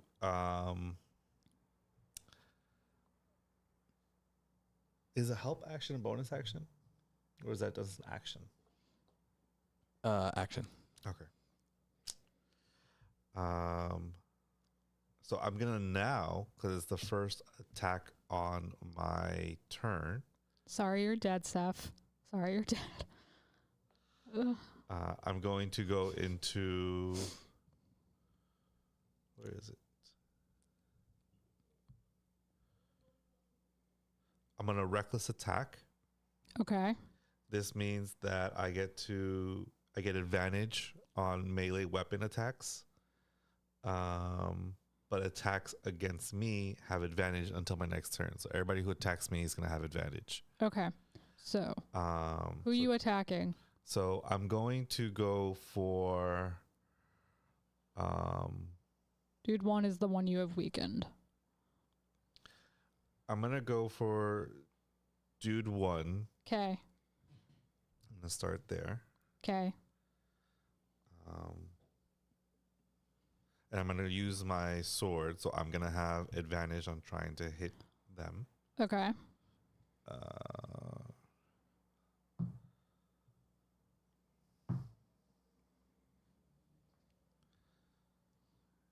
Does a 15 hit? Yes, it does. Okay.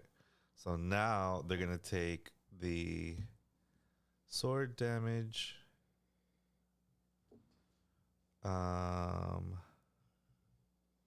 Which is 8. Okay. Plus my divine fury. Okay. Which is going to be 1d6 plus 2. So they're taking 12 damage altogether. And there was something else. No. So he's going to take another 12 damage. Okay. Do you want to describe your strike?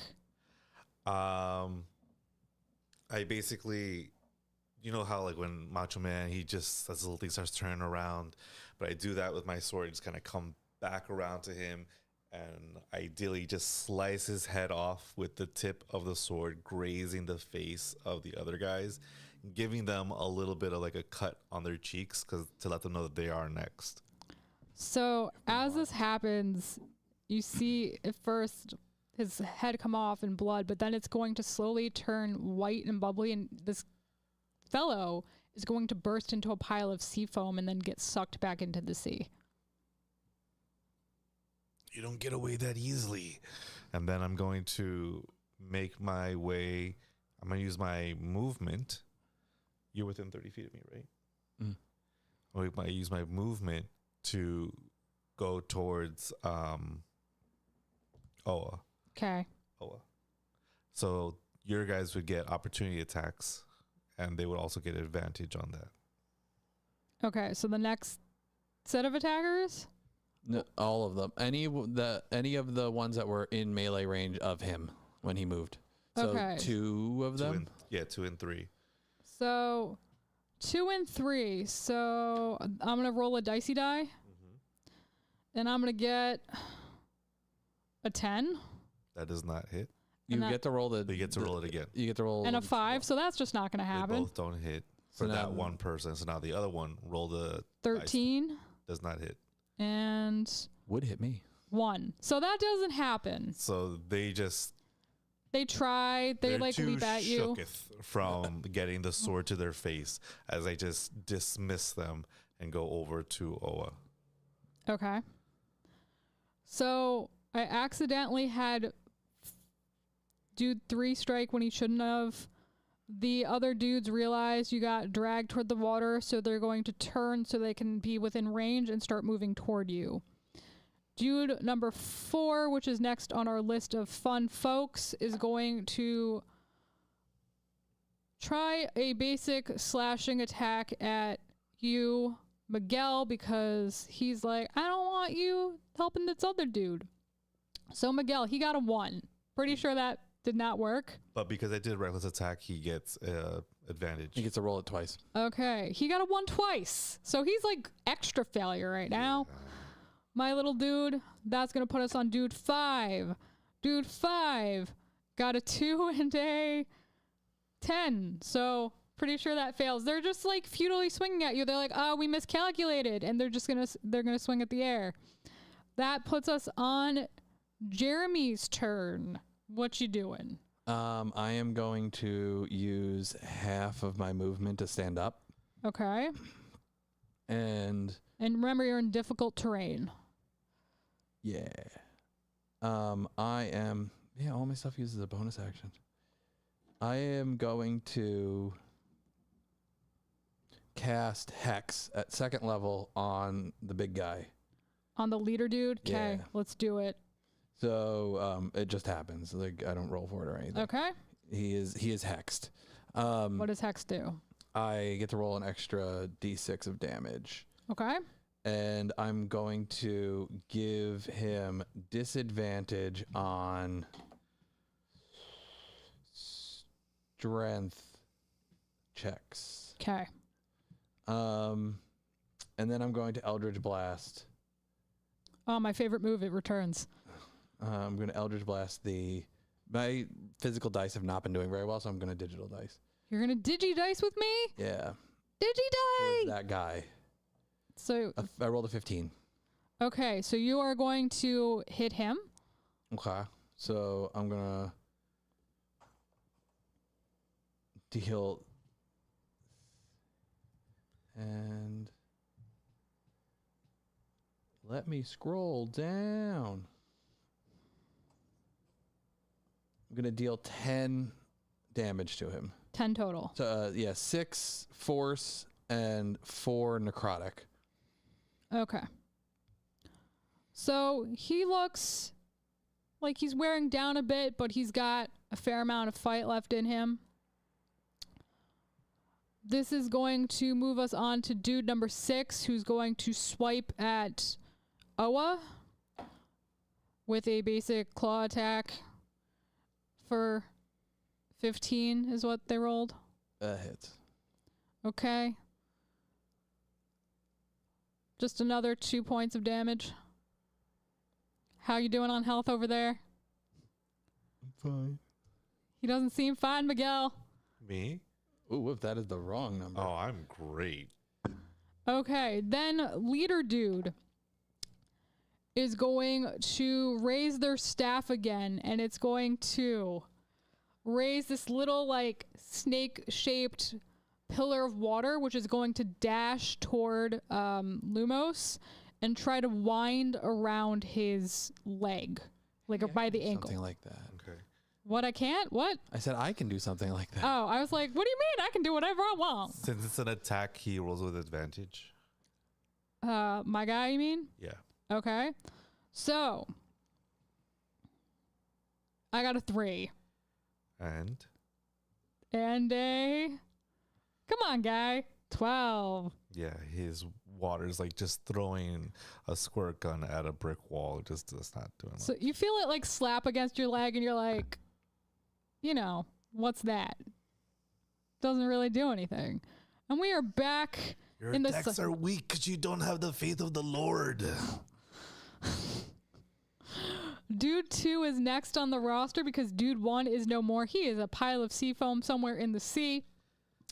Dude 2 is going to slash at Miguel with his little wingy wings. Not wingies, you know, the slashies. The disadvantage for you has stopped or it has continued at this point? Because we've moved through a round. It's through until his next turn. Okay, so we got a 7 so far, which I know doesn't do a thing, and a 20. Oh. Okay, so Miguel, we're going to do 2 total points of damage, which is going to be reduced to 1 because you're an angry boy. Yep. Now, Miguel, it is your turn. I'm not going to forget it this time. Okay, now that it's my turn again, I'm going to reckless attack again. Okay. So I'm going to get... wait, I have a question, Jerry. Sure. Since I have 2 weapon fighting, where it was here. It would be in your features. Okay. Sorry, guys, still learning barbarian stuff. It's okay, man.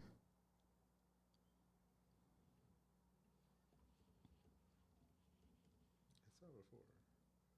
So 2 weapon fighting, you'd have to have a weapon in your one weapon in your main hand and a weapon in your other hand. Yes, but since I'm only using 1 weapon, I can't punch with unarmed strike. I do not believe so. Okay. I understand. I can look. No, that's good. So I'll just do 2 weapon fighting with the longsword. Okay, so I'm going to go for the main bad guy. So, okay. No, you can't. Okay. So I'm gonna use my longsword with both hands. Okay. I'm going to reckless attack, which means I get advantage for this attack, but you guys will get advantage on me. Okay. And again, because I have divine fury, I'm gonna get that 1d6 plus 2 radiant damage. So first, we're gonna try and hit him. So you're going after the leader. You've moved into range of the leader. Correct. Okay. Because I ran over 30 feet to. You didn't need to go quite that far, but I got you. Okay. Whatever put me into range of the leader, it's still being near Oa. So does a 23 hit? Oh yeah. Okay. Yeah. So I'm gonna go with my 2-handed longsword. Okay. That's that, and then we have that. He's gonna take 15 damage. Oh, he's starting to feel the pain. I thought you could do double attacks when you're in rage, no? It's extra attack is a level 5 feature. Oh, okay, got it. I'm feeling it too. Okay, so I did that, and then that's not. And I end my turn. I'm coming after you. You seem like you're not a man of faith, and I will teach you the error of your ways. That's the Macho Man impression. You think you win? Ha! You wake what should stay sleeping, masters hunger and never stop. The deep always come back for what's theirs. That's all I got, man. Gotta get better at your promos. You're not gonna get to the top of the card if your mic skills aren't better, man. So Dude 3 is going to swing at Miguel is moved into the water. He's gonna run toward Miguel, closing the distance, and then swing at Miguel with the slashies. with an 8 and a 5. I can't roll. I know that doesn't. I don't even need to ask if it hits. I know it doesn't hit. Okay. So then we're going to go on to dude 4, who is closer to Oa and is going to slash at Oa with a 10. 10 does not hit. So they're going to just like swing and miss, slashing at air with a guttural, angry cry. Hit nothing. Yeah. Just like I'm bobbing and weaving. Yeah, what's going on with Chet? We haven't talked about Chet in a little bit. He's hiding in the water. Chet, yeah, hiding down in the water. He didn't roll initiative. Shivering in Chet's boots. That's what happens. Yeah. Okay, so dude number 5 is going to close in on Lumos and swipe angrily at their belly with a 12 and then an 11. So we're getting worse. Yeah, you can't roll. I can't roll to save myself. I went to the Will Wheaton School of Rolling Die. That is a reference that makes sense. So I know that didn't hit. I don't even have to ask. Jeremy, you were up, friend. I'm gonna keep attacking the big guy. Okay. Unfortunately, I don't really have any damaging spells besides Eldritch Blast. Yes, Will Wheaton, Seth. Will Wheaton indeed. I'm going to Eldritch Blast again. You're going to Eldritch Blast at the big dude. Yeah. How big is he? Is he bigger? Actually. Does he have web feet? Yeah. Okay. They're webbed. Webbed and clawed. Instead of Eldritch Blasting first, I am going to use Coils of the World Serpent. Okay. Oh. That sounds intense. Am going to use my bonus action to summon a 10-foot long winged serpent at a point I can see within 60 feet. So I'm going to kind of like thrust my hands out and out of the looks like it's coming out of the water, but it's not actually coming out of the water because it's spectral. A winged serpent is going to form right next to the big guy, and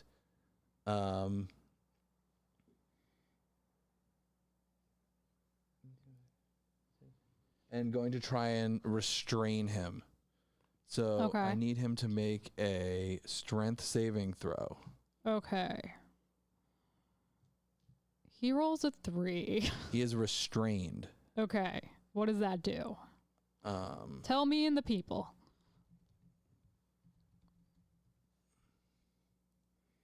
His speed becomes 0. Okay. No movie. Okay. And attack rolls against the creature have advantage if the creature's attack rolls, and the creature's attack rolls have disadvantage. Okay. And he has disadvantage on dexterity saving throws.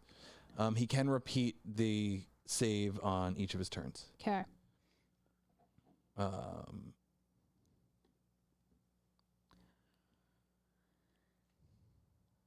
Nervous smile, nervous smile. I'm trying to see if it's at the end of his turn or the beginning of his turn. I think it's at the start of his turn, but I'm going to Eldritch Blast him now, and I'll have advantage because of the restrained. Alrighty.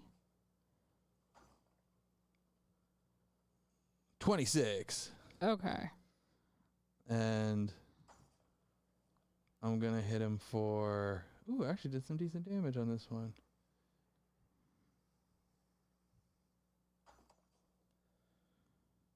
I'm going to do 17 damage to him. Wow. 6 necrotic damage and 11 force damage. Okay, describe this fellow's demise. Oh, nice.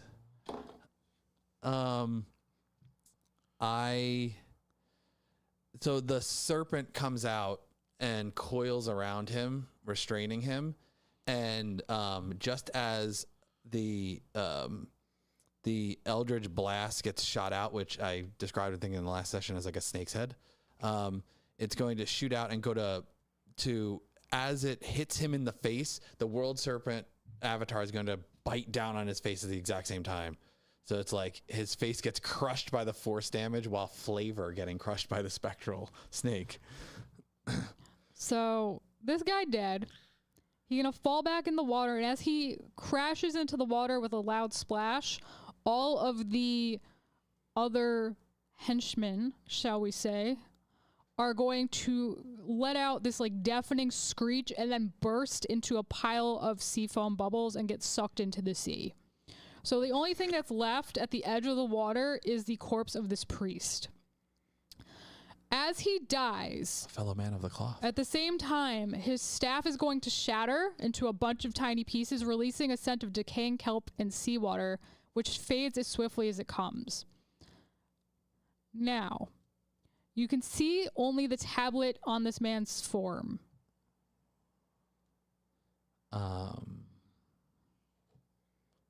I am gonna wait and let Lumos investigate the fellow man of the cloth. Are we out of initiative? Everybody's gone now? Yeah, everybody dead.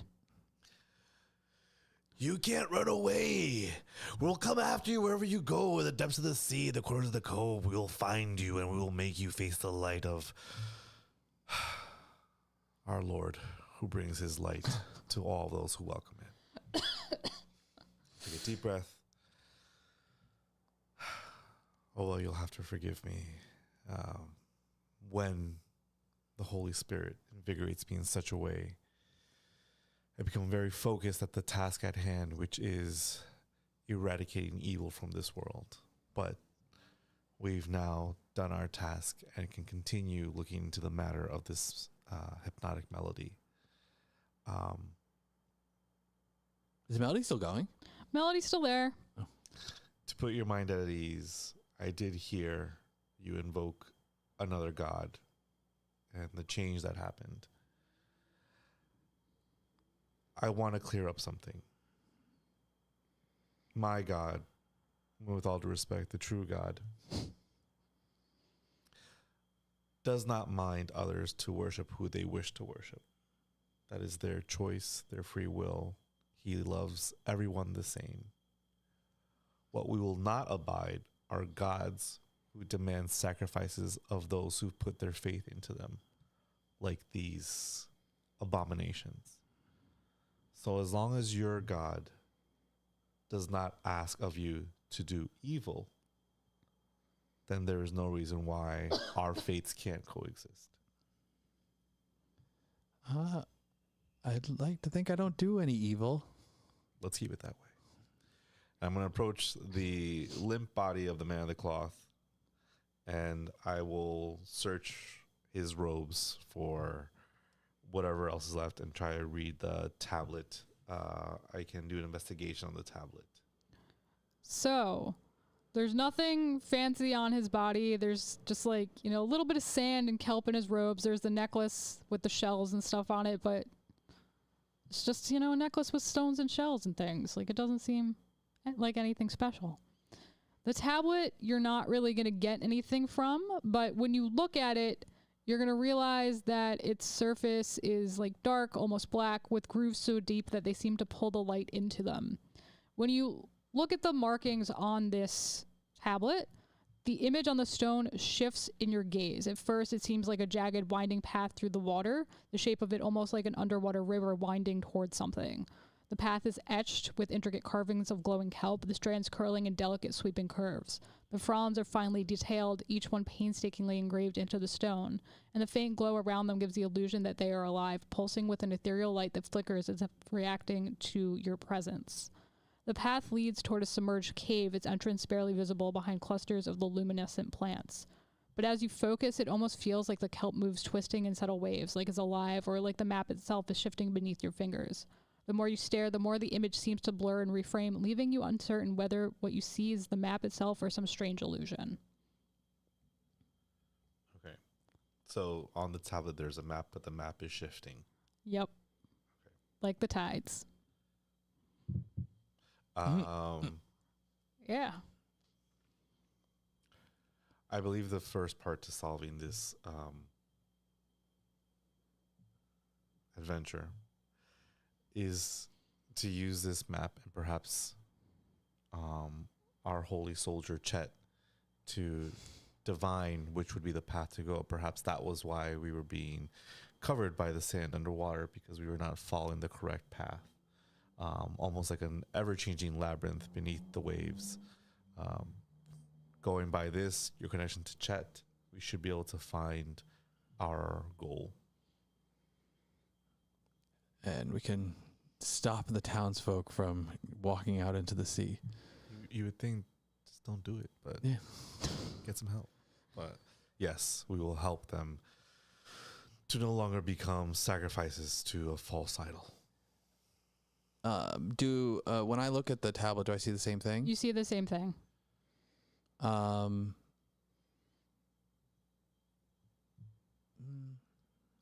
Where is the I got lost in your description a little bit. Where is the general direction from where we are currently?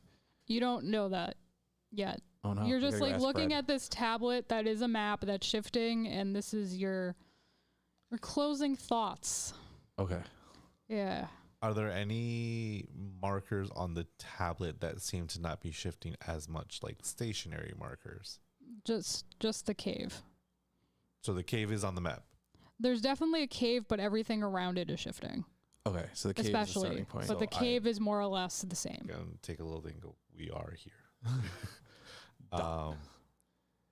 And now, do you sell the other thing? The thing I threw? Oh no, you smashed it. I smashed it into a million pieces. Yeah. Sprinkle the dust on the tablet. Okay, so I guess we have a starting point. Yeah. This is basically where the story concludes for this week. So if y'all had any final ideas, things to say. I just wanted to say that I appreciate you kind of stepping in front of it for me back there. I'm new to this adventuring thing, but I got spunk. You have the passion of a divine soldier within you, Oa. But it is not your fault that you are small and frail. This is why the Lord gives us all our distinct gifts. And this time, my gift was to ensure that you can continue and help as you have been. For it was you who brought me here and putting me in the direction to help this town. Point the barbarian in the right direction. It is a good skill to have. We have a Hulk. Mm-hmm. So if we're on closing thoughts, then I appreciate everybody who showed up. Thanks, and tuned in. So everyone who's still This here, was still fun. around. Thank you. We had a fun chat. Yeah, we're getting into the swing of stuff. It's an interesting experience. What has your experience been so far now that you've done 2 sessions as a fledgling player / DM? So I think the hardest thing for me is like I look at this from the lens of a storyteller, and like when you are the storyteller, you are telling the story like solo. So having you like interact in this world where I'm like, no, I'm telling the story, stop breaking the story, is hard. Like I have to learn like when to stop and to lead, but not lead so much so you can like enjoy my world, and not plan so much and then have all my plans go out the freaking window because you didn't like do exactly what I wanted. Well, I mean, I think most DMs, from my experience, exactly know that very well. The fact that exactly you have your plan, you spend hours preparing it, think, okay, they're going to do this. I've mapped out every single option they will do. 5 minutes into it, throw the whole thing out the window. It's just not going to go through. And I would imagine that exactly as a person who is very... Thank you, Seth. Thank you. For a person like you, Elaine, who's very, into stories and tales and is very well read, taking that moment to not only tell the story, but realize that, you are part of the story as well. So all this is not, and that's definitely a big challenge, I think, for any DM. The fact that, you are the unknown, 11th player on the team, because you're the one who's kind of guiding all of us and what's going on, but you got to be right there in there with us too. So it definitely takes a lot. The Mike Tyson quote of everyone's got a plan until they get punched in the face applies so much to DMing that it's not even funny. It's like no story survives contact with the party. This is true. Man plans, God laughs. Just saying. The barbarian laughs. Randy Macho Man Savage laughs. But yeah, it's definitely something to get used to. But I'm appreciating the story so far. I'm glad. I'm not used to being so squishy. I'm very, very squishy. And it's also been a very long time since I've played D&D at this level. Yeah, it's been a while. I mean, noobs. I most of my characters that I've done, so most of the 2 characters I've done have been spellcasters and rely on their spell stuff and very, very high points. Some things I don't get to use as much sometimes, but it's there. So to get like, all right, well, I gotta punch stuff. I'm like, where are my spells? I'm like, well, I only have a little bit of spells where the whole Asmar part came into it. So there's still some more stuff I haven't get to use. I didn't want to like blow my shot just yet, but I have wings. I can call on angelic wings for a turn. Oh, divine power of God imbues you with wing power, which is good because then it won't make it just an arrow croaker where it just fly everywhere. No, I have to pick the time where I do it. But yeah, so this was fun. We thank everybody for joining us. We're examining, frequency and like how this whole thing's going to work going forward, but we will be in touch. VODs will be up on YouTube. So check it out into the future. And thank you, Miguel, for joining us. Thank you for having me, guys. Yeah, thanks for joining the party. Well, thank you for having me. I like being here. Do you have any closing words before we say goodbye to the people, Elaine? I need to learn not to talk so much and just let y'all exist.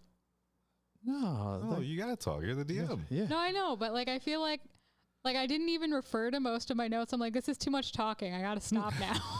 I gotta stop talking. Notes really need to just be bullet points. Like I used to have like paragraphs of notes that I would essentially was planning on reading, but it would almost never come up. Like I'd never get to read most of it. So darn it.